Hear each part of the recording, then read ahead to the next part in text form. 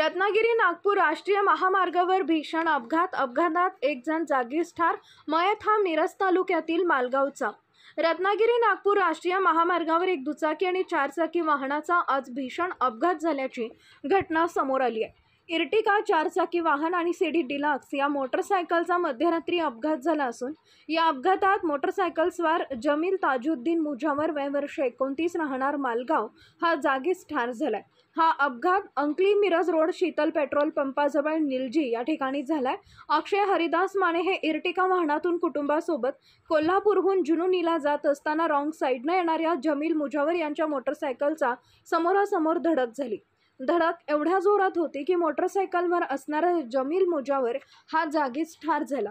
या भीषण अपघातामध्ये मोटरसायकलचा चक्का चूर झाला असून इर्टिगा वाहनांचंही मोठं नुकसान झालंय।